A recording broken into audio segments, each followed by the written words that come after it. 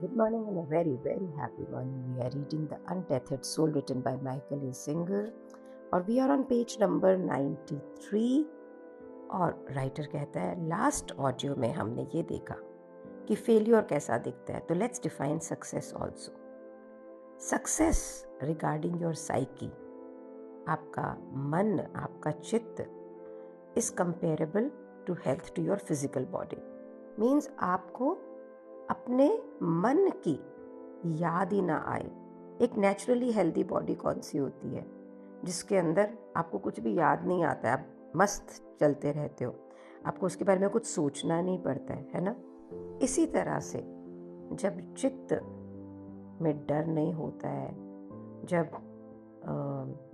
कोई भी जिंदगी के अंदर अपनी ज़िंदगी को डिवोट नहीं करना है कुछ साइकोलॉजिकल पाने के लिए. इमेजिन करो कि लाइफ में कितनी मस्ती होगी अगर ये जो न्यूरोटिक थॉट्स सारा दिन दिमाग में चलती है ना चले. आप ज़िंदगी को एंजॉय करोगे, हर चीज़ को देखोगे, फिर आप एक्चुअल में लोगों को पहचानोगे, जानोगे, उनकी ज़रूरत नहीं होगी आपको. आप लाइफ को एक्सपीरियंस करेंगे, लाइफ को जिएंगे. फिक्स नहीं ये ऐसे हो जाए, ये मेरे अंदर ठीक नहीं, ये बेटर हो जाए, ये है. You'll be, and we all are capable of achieving this state, and it's never too late. भाई मैं अगर 64 years में अपने ऊपर इस चीज़ के लिए वर्क कर रही हूँ, तो आप लोग पता नहीं, मुझे नहीं मालूम जो सुन रहे हैं आप, आपकी उम्र क्या है, लेकिन anything, it's better late than never. तो कहता है पेज नंबर 93 पे कि आपका जो अपना करंट रिलेशनशिप है ना अपनी मानसिकता से, ये बिल्कुल एक एडिक्शन, एक व्यसन की तरह है. ये कॉन्स्टेंटली आपसे कुछ ना कुछ डिमांड करता है और आप अपनी पूरी ज़िंदगी इस डिमांड को पूरी करने में लगा देते हैं. अगर आप फ्री होना भी चाहते हो ना, तो ये भी एक तरह से आपकी मानसिकता एडिक्शन की तरह सोचती है. तो एग्जाम्पल देते हैं कि जो लोग ड्रग एडिक्ट होते हैं वो केपेबल होते हैं ना कि वो ड्रग यूज़ को छोड़ सकें. हाँ, विड्रॉल सिंपल होंगे, सिम्टम्स होंगे, लेकिन ऐसा तो नहीं है उनमें कैपेसिटी है कि वो उसे छोड़ सकें. बिल्कुल ही इसी तरह से हम लोगों में कैपेसिटी है कि ये जो हमने अपने आप को ये साइकिल में डाल रखा है ना, एडिक्शन में, हम इसमें से बाहर निकल सकें. हम में कैपेसिटी है कि ये जो प्रॉब्लम सारा दिन परपेचुअली हम अपने अंदर सुनते रहते हैं, हम इसमें से अपने आप को बाहर निकाल सकें, इसका अंत कर सकें, ताकि आप सुबह जब उठें तो you look forward to a day, not to worry about ये क्या होना है, क्या नहीं होना है. एक पूरी ज़िंदगी एक बिल्कुल हॉलीडे की तरह हो सकती है. वर्क में मस्ती आ सकती है, family can be fun and you can enjoy all that. That does not mean कि आप अपना बेस्ट नहीं करोगे.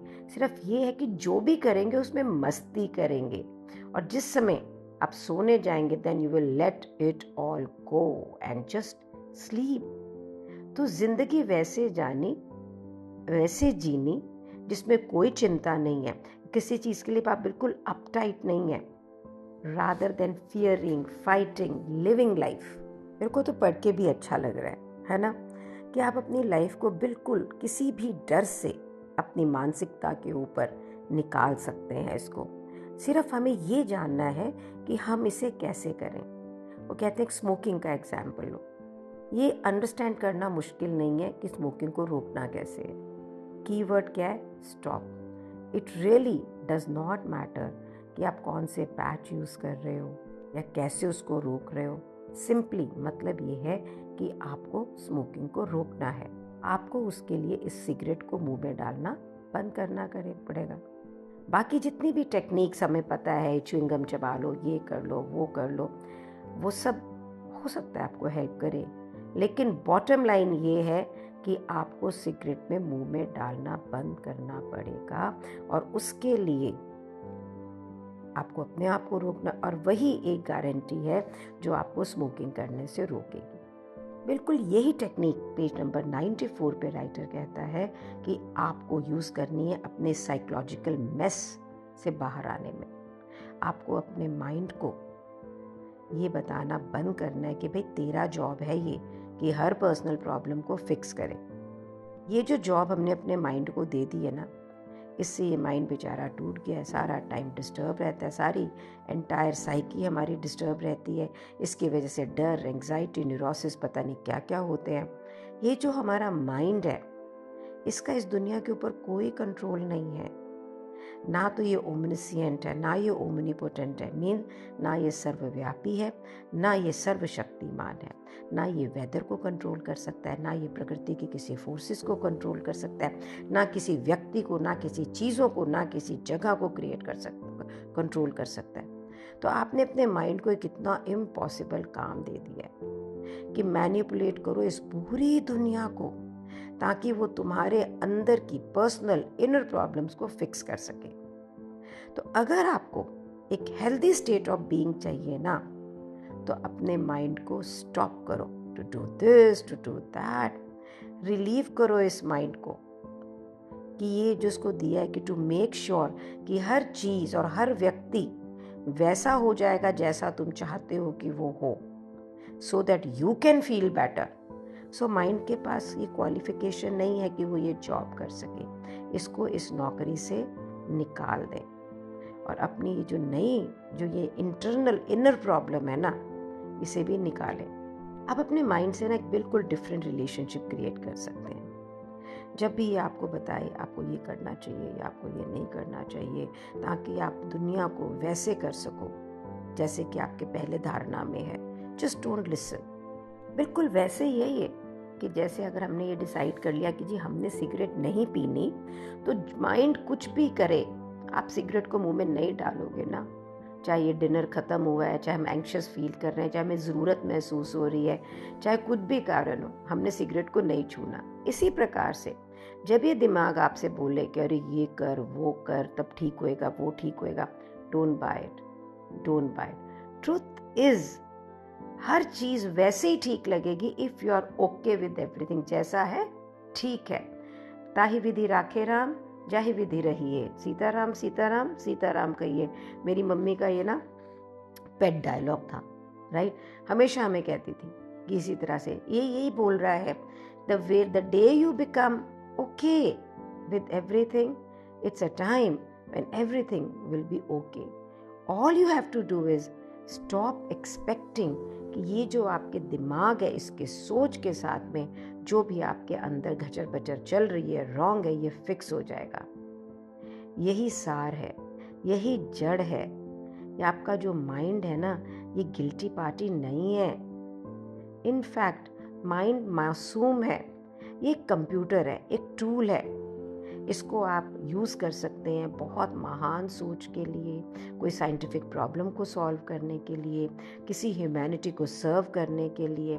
लेकिन जिस वक्त हम ये गुमी हुई अवस्था में होते हैं ना, जो हमें पता ही नहीं होता है, तो हम सारा टाइम आउटर सिचुएशंस को, अपनी इनर प्रॉब्लम्स को दूर करने के लिए माइंड को यूज़ करते हैं। इस समय हम बहुत एनालिटिकली यूज़ करते हैं। तो माइंड जो है वो आपको प्रोटेक्ट करना चाहता है from the natural unfolding of life. जो स्वाभाविक रूप से भी जीवन के बदलाव है, उसे वो रेजिस्ट करता है। जिस समय आप अपने माइंड को दृष्टा भाव से या विटनेस भाव से देख रहे होते हैं ना, तो आप नोटिस करते हैं कि वो एक प्रोसेस में लगा रहता है पूरे टाइम, हर पल, कि वो आपकी जिंदगी को ओके कर दे। कॉन्शियसली रिमेंबर कि आप ये नहीं चाहते हैं और जेंटली आप अपने माइंड से अपने आप को अलग कर दें। इससे लड़े नहीं, कभी भी माइंड से ना लड़े, क्योंकि आप कभी जीतेंगे नहीं।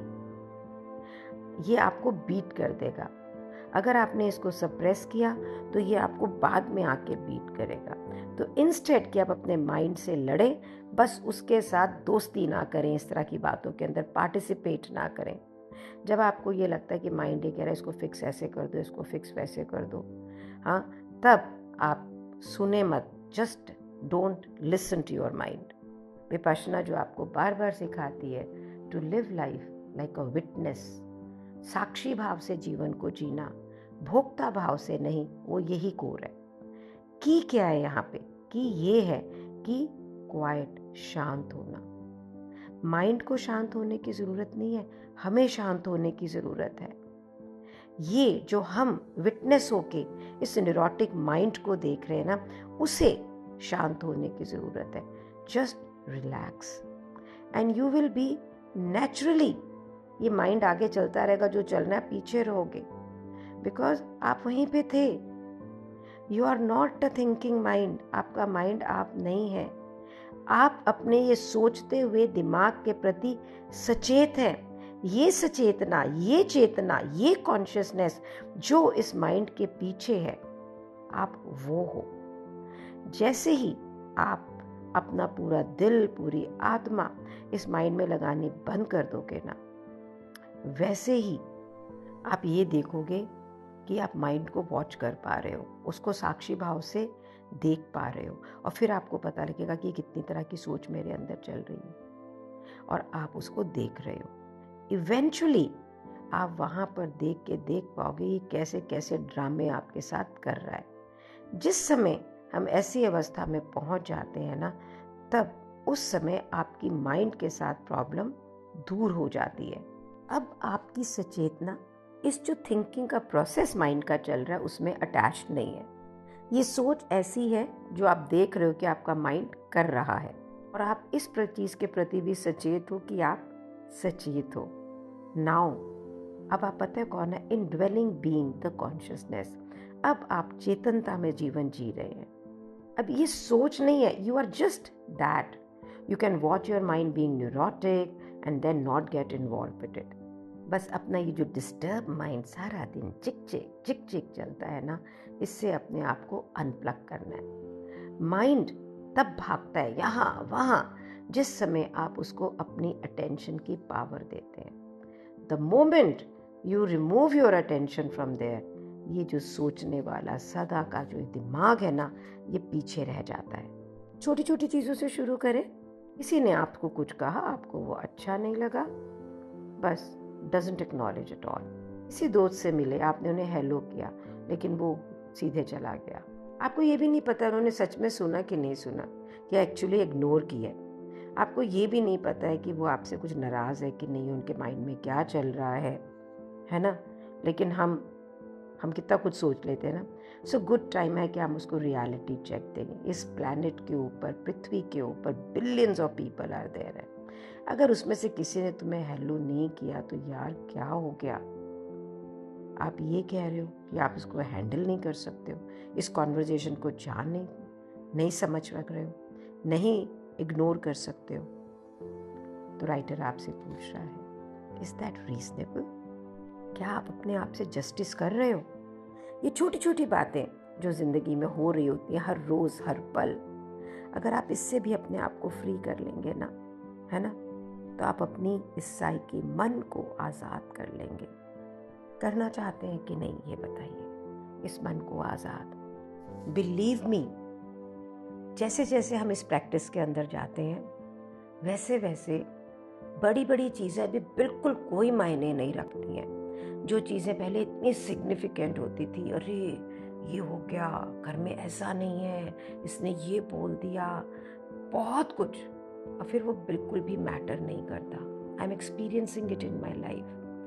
There is a whole lot of freedom there. आप ये सोचिए कि मैं कहाँ से कहाँ आ गई हूँ, और अभी भी जो थोड़ा सोच रही हूँ, वो सोच भी अब मुझे बंधन की तरह लग रहा है. My mind, my conscious self can observe mind still into that thinking, और मैं तब भी कई बार अपसेट होके घुस जाती हूँ. कल ऑफिस में कुछ हो रहा था और बिल्कुल ये माइंड के प्रभाव में आई कि बस यही लोग हैं, सुनते नहीं हैं, ऐसे करते हैं, ऐसे थोड़ा ना चाहिए, और चिक चिक मैंने 2 डायलॉग बोले और सारे एटमॉस्फेयर को ख़राब कर दिया. अब जब मैं लुक बैक कर रही हूँ, बुक भी पढ़ रही हूँ, तो ये जो माइंड है ना, ये बहुत चलाता है हमें, और हमेशा उसके लिए हम ही ठीक होते हैं, या हम बेचारे होते हैं, या किस्मत के मारे होते हैं, है ना, होता है ना. So let's be free from this, because we are whole, complete and perfect, courageous, brave and powerful, happy, harmonious and joyous.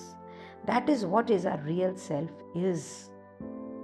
Thank you so much for being in my life. Thank you so much. Comments, आपके साथ में conversation, आपके message keeps the book alive. do share that with me. Thank you so much for being in my life.